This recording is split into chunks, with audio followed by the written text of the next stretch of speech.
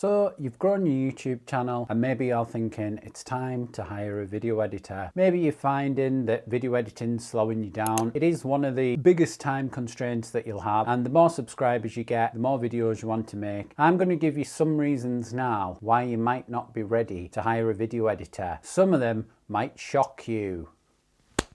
In the modern world, it's very easy to go on anywhere like Fiverr, Upwork, Facebook, Reddit. You'll find people who are willing to work for peanuts. But just because they will doesn't mean you should. And a lot of these people are in countries where the wages are not as high. So some people will be charging like $9 to edit 100-hour-long videos. Me personally, I would say this is morally wrong. You wouldn't open a shop in town and say, sorry, would you mind coming to work for me? I can only pay you $2 a day. Once my shop starts making enough profit, I'll start paying you what you're actually worth. If you're getting someone who's doing it for a really low amount, maybe they don't speak your language, maybe they're not going to be as good as someone who's worth a bit more. Maybe you're going to end up spending more time communicating with them and having issues than you would if you just paid someone a little bit more. Become a better creator by editing yourself. This is something I often see with people who come to me and they want me to edit the videos, and I'll think if this person just edited their own videos, they'd really see ways to speed up the production instead of right at the beginning thinking, how quick can I get to outsourcing my video editing? Even if you're really committed to getting an editor, you could say, do you know what, 50% of my videos I'll get someone else to edit, 50% I'll still keep in touch with the process from start to finish, because I do honestly believe that if you edit your own content, it not only makes it better in terms of your script writing, your lighting, your sound, all these kinds of things that if you passed it on to someone else, you just kind of lose that. You lose touch with what's actually working in your videos and what isn't. Does that make sense? I think it does. You're unwilling to let other people's creativity shine. So the first thing some people do when they hire a video editor is they'll only accept that they only want things done a certain way. And that's fine to a degree.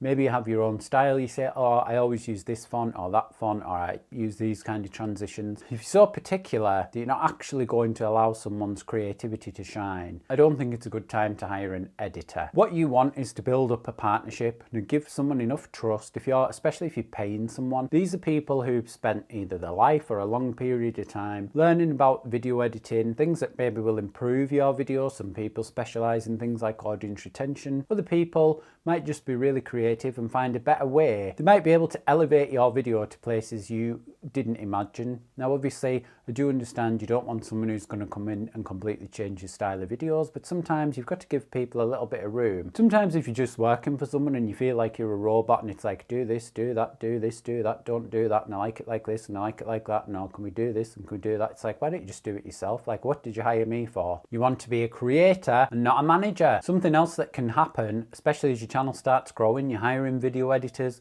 whether it's 1 or 10. Instead of being a creator, that's the person who writes the script, films the video, edits the video and uploads it to YouTube's.com, you become a manager. Instead of spending your time video editing, suddenly you're spending your time managing other people. And it can be quite time consuming actually managing people, whether that's messaging backwards and forwards, reviewing footage that people send you, uploading files online, communicating with someone. This is why it's good if you do eventually find a video editor, if you get a kind of partnership going and then you eventually build up trust. And this is why I think recently there was the whole thing where a lot of people are quitting YouTube, because it's like you become a manager and it's like you can be a manager anywhere. There's probably easier ways to make money than doing this. If making as much money as possible is your goal and all you're focused on is growing your channel, I can see why you might want to hire a video editor, but you do also have to remember the more you spend, the more you have to earn. You can learn video editing, I would say, in about 40 hours if you actually took a week. There's so many things now that make editing faster and faster than it used to be, say, 10 years ago, especially if you're using things like CapCut. I had a look at it the other day and I was blown away about how easy it is compared to, say, using Adobe Premiere Pro. See if there's maybe a way first where you could cut corners just editing yourself. But if it's something you're really committed to, I am available. Just kidding. But if you enjoyed this video, why don't you check out this next one and see if you enjoy that one. I appreciate it if you'd like to watch another one. Thanks.